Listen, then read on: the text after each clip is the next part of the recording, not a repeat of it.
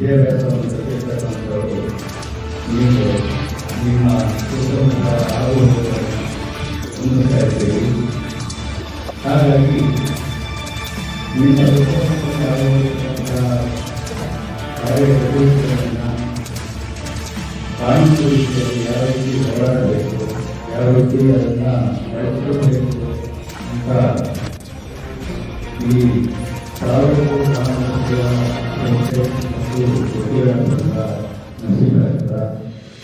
ಇವರು ನಾವುಗಳು ಸಾಮಾನ್ಯವಾಗಿ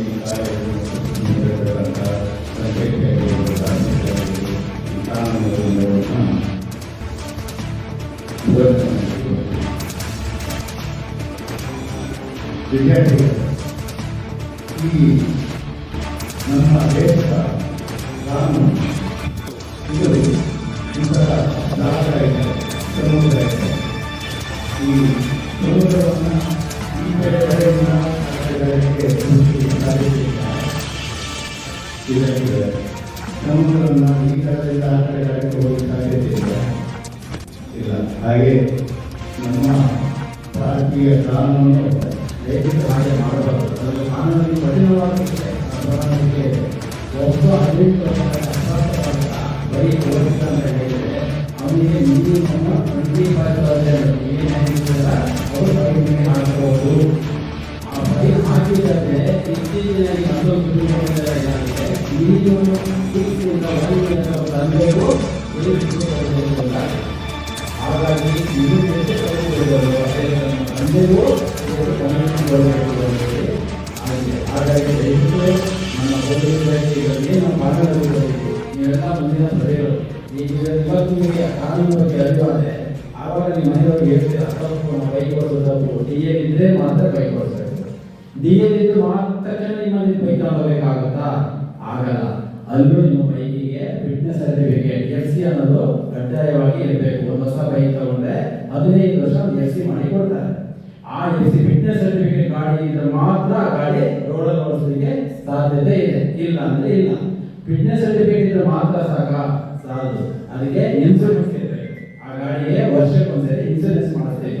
ಏನಾದ್ರು ಅಪಘಾತ ಆದರೆ ಅಥವಾ ಬೈಕಿಂದ ಯಾರಾದ್ರು ಕೆಳಗೆ ಆದರೆ ಅದಕ್ಕೆ ಸಪರೇಟ್ ಆದ ಇನ್ಸೂರೆನ್ಸ್ ಇರುತ್ತೆ. ಆ ಇನ್ಸೂರೆನ್ಸ್ ಇಲ್ಲದಿದ್ರು ಗಾಡಿ ಓಡಿಸಲಿಕ್ಕೆ ಸಾಧ್ಯತೆ ಇಲ್ಲ. ಇನ್ಸೂರೆನ್ಸ್ ಫಿಟ್ನೆಸ್ ಸರ್ಟಿಫಿಕೇಟ್ ಇದ್ರೆ ಮಾತ್ರ ಸಾಲದು.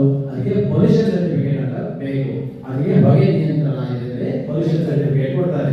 ಅದನ್ನು ನೀವು ಫಿಟ್ ಆಗಿ ಇಟ್ಕೊಂಡು ಈಗ DL ಆಯಿತು, FC ಆಯಿತು, ಫಿಟ್ನೆಸ್ ಸರ್ಟಿಫಿಕೇಟ್ ಆಯಿತು, ಎಲ್ಲ ಆಯಿತು. ಇದೆಲ್ಲ ನನ್ನ ಗಾಡಿಗೆ ತಗೊಂಡು ಹೋಗ್ಲಿಕ್ಕೆ ನೀವು ಅದರಲ್ಲೂ ಪರಿಶೀಲನೆ ಮಾಡಬೇಕು. ನಿಮ್ಮ ಗಾಡಿಗೆ 2 ಮಿರರ್ಗಳು ಇದಾವ. ಒಂದು ಗಾಡಿಗೆ 1 ಮಿರರ್ ಇಲ್ಲ ಅಂದ್ರೂ 500 ರೂಪಾಯಿ ಫೈನ್ ಇದೆ. ನಿಮ್ಮ ಬೈಕ್ ಓಡಿಸುವಂತ ಬೈಕಲ್ಲಿ 2 ಇಂಡಿಕೇಟರ್ ಲೈಟ್ ಆನ್ ಆಗುತ್ತಾ? ಆನ್ ಆಗಿಲ್ಲ ಅಂದ್ರೆ ಅದಕ್ಕೆ 500 ರೂಪಾಯಿ ಫೈನ್ ಇದೆ.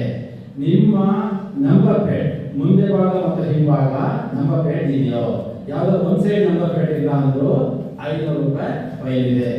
ಆ ನಂಬರ್ ಪ್ಲೇಟು ಅಸ್ಪಷ್ಟವಾಗಿ ಕಾಣ್ತಾ ಇದೆ, ಅದೇನು ಗೊತ್ತಾಗಲ್ಲ ಕಾಣ್ತಾ ಇದೆ ಅಂದ್ರೆ ಡಿಫೆಕ್ಟಿವ್ ನಂಬರ್ ಪ್ಲೇಟ್, ಅದಕ್ಕೂ 500 ರೂಪಾಯಿ ಫೈನ್ ಇದೆ. ಹಾಗೆ ಕಾರಲ್ಲಿ ಏನ್ ನಾನು ಹೇಳೋದು ಆದರೂ ಸೇಮ್ ಅದೇ ಇರಬೇಕು. ಇದ್ರ ಜೊತೆಗೆ ಕಾರಲ್ಲಿ ಮೆಡಿಕಲ್ ಕಿಟ್ ಅಂತ ಇಶ್ಯೂ ಆಗುತ್ತೆ. ಕಾರ್ ಬರುವಾಗಲೂ ಕಿಟ್, ಆ ಕಿಟ್ ಇದೆಯಾ? ಆ ಕಿಟ್ ಇಲ್ಲ ಅಂದ್ರೂ 500 ರೂಪಾಯಿ ಫೈನ್ ಆಗುತ್ತೆ. ಈಗ ಹಿಂದೆಲ್ಲ ಏನ್ ಮಾಡ್ತಿದ್ರು ನಮ್ಮ ದೇಶದಲ್ಲಿ ಫೈಲ್ ಬುಕ್ ಬರ್ತಿದ್ರು, ಆ ಫೈಲ್ ಬುಕ್ ಬರೆದು ಕೊಡ್ತಿದ್ರು. ಈಗ ಹಾಗಲ್ಲ, ಕೊಡ್ತಾರೆ ತಗೊಂಡು ಬಂದಿದ್ದೀನಿ. ಈ ತರ ಎಲ್ಲ ಇದೇ ಇರುತ್ತೆ. ಇದು ಆನ್ಲೈನ್ ಸಿಸ್ಟಮ್. ಇದರಲ್ಲಿ BSNL ಕರೆನ್ಸಿ ಇರುತ್ತೆ. ನೀವೇನಾದ್ರು ಶಿವಮೊಗ್ಗದಲ್ಲಿ ಸಿಗ್ನಲ್ ಜಂಪ್ ಮಾಡಿ ಬಂದಿದ್ರು, ನೀವಾಗಲಿ ನಿಮ್ಮ ಮನೆಯಾಗಲಿ ನಿಮ್ಮ ಅಪ್ಪ ಅಣ್ಣ ತಮ್ಮ ಯಾರು ಮಾಡಿ ಬಂದಿದ್ರು, ನಾವಿಲ್ಲಿ ಆ ವೆಹಿಕಲ್ಸ್ ಕೇಸ್ ಹಾಕುವಾಗ ಇಷ್ಟು ಕೇಸು ಸಿಗ್ನಲ್ ಜಂಪ್ ಆಗಿದೆ, ಇಷ್ಟು ಟ್ರಾಫಿಕ್ ರೂಲ್ಸ್ ಮೀರಿದ್ದಾರೆ ಅಂತ ಇದರಲ್ಲಿ ಬರುತ್ತೆ. ಇಷ್ಟು ಕೇಸ್ ಪೆಂಡಿಂಗ್ ಇದೆ ಅಂತ. ನೀವೆಲ್ಲ ನೀವೇ ನೋಡ್ತಾ ಇರ್ತೀರಾ, ಬೆಂಗಳೂರಲ್ಲಿ ಆಫರ್ ಕೊಟ್ಟಿದ್ದಾರೆ, ಅಷ್ಟು ಕೋಟಿ ಸ್ಯಾಕ್ಷನ್ ಆದರೂ ಇಷ್ಟು ಕೋಟಿ ಕಲೆಕ್ಷನ್ ಆಯ್ತು ಅಂತ.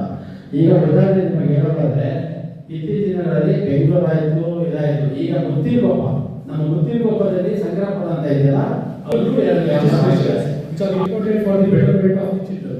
They are the POCSO Act 2012. It was already been mentioned by our Nagaraj sir and also our President Mr. Jayprakash sir. The POCSO Act 2012 protects children from sexual abuse with child-friendly procedures. The POCSO Act 2012 mainly talks about the sexual abuse that happens to children below 18 years of age. It may be male or female. An abuse is an abuse. An abuse done by anyone above the age of 18 to the people, to the individual below the age of 18 is called a sexual abuse. You may be familiar with the words good touch and bad touch and other things. You should always, especially the girls between the age of 18, should know the meaning of good touch and bad touch. You should immediately inform your superiors or your teachers or your parents when there is a sign of bad touch from any individual. You should not be afraid to talk about the abuses that will happen to you. You should also talk with your friends and you should inform the related teachers or parents about the provisions. Then the Right to Education Act 2009. This implements free and compulsory elementary education between the age 4 and age 6 and 14. The next is Juvenile Justice Act 2015, and the last one is Prohibition of Child Marriage Act 2006. This was one of the landmark legislation that has been brought before this country. The Prohibition of Child Marriage Act. There was many sectors in this country. It may be due to financial condition or it may be due to some cultural issues. Minors were forced or they were made to marry before they even attained the age of 18. It was a very horrible practice. You are present here. I am deeply honored and grateful to have been elected as the head girl of our election ಅಲ್ಲಿ ಗೆದ್ದುಕೊಂಡ ಮಕ್ಕಳಿಗೆ ವಿಶೇಷ ಹೇಳ್ತಾ ಈಗ ನಾರಾಯಣ ಬಗ್ಗೆ ಎಲ್ಲ ಹೇಳಿದ್ದಾರೆ. ಅದನ್ನೆಲ್ಲ ಮುಂಚೆ ಇಟ್ಕೊಂಡು ನೀವು ಯಾರೇ ಒಂದು ಒಳ್ಳೆ ಕೆಲಸ ಮಾಡಬೇಕಾದ್ರೆ ಆ ದೃಷ್ಟಿ ಇಟ್ಕೊಂಡು ಮುಂದೆ ಹೋಗ್ಬೇಕು. ನೀವು ಭವಿಷ್ಯದಲ್ಲಿ ಆ ನಾರಾಯಣ ಬಿಟ್ಟರೆ ನೀವು ಮನುಷ್ಯರಾಗೋದಿಲ್ಲ. ಅದನ್ನ ಇಟ್ಕೊಂಡು ಒಳ್ಳೆ ಸಂಸ್ಕೃತರಾಗಿ ಒಳ್ಳೆ ಮಕ್ಕಳಾಗಿ ದೇಶಕ್ಕೆ ಒಳ್ಳೆ ನಮ್ಮ ತಾಲೂಕು